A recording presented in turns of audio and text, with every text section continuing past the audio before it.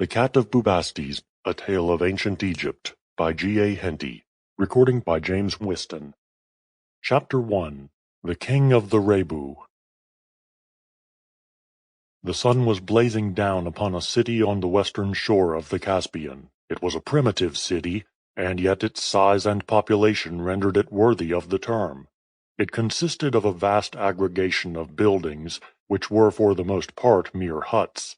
Among them rose, however, a few of more solid build and of higher pretensions. These were the abodes of the chiefs and great men, the temples and places of assembly. But although larger and more solidly built, these buildings could lay no claim to architectural beauty of any kind, but were little more than magnified huts, and even the king's palace was but a collection of such buildings, closely adjoining each other.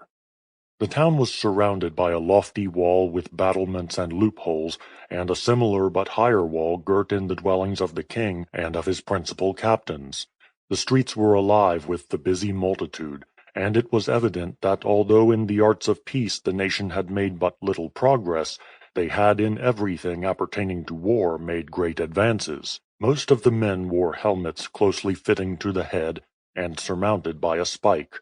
These were for the most part composed of hammered brass, although some of the headpieces were made of tough hide, studded with knobs of metal.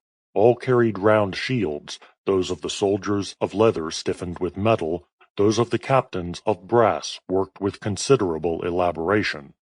In their belts all wore daggers, while at their backs were slung quivers of iron. Painted bows hung over one shoulder, and some had at their waist a pouch of smooth flat stones and leather slings. Their chief garment was a sort of kilt falling to the knee.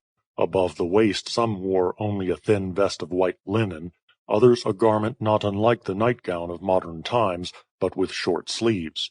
The kilt was worn over this. Some had breastpieces of thick leather confined by straps behind, while in the case of the officers the leather was covered with small pieces of metal, forming a cuirass. All carried 2 or 3 javelins in the left hand and a spear some 10 feet long in the right.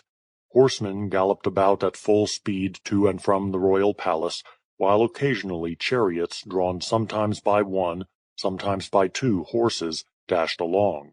These chariots were small, the wheels not exceeding 3 feet in height. Between them was placed the body of the vehicle, which was but just large enough for 2 men to stand on. It consisted only of a small platform, with a semicircular rail running round the front some 18 inches above it. A close observer would have perceived at once that not only were the males of the city upon the point of marching out on a... Sample complete. Ready to continue?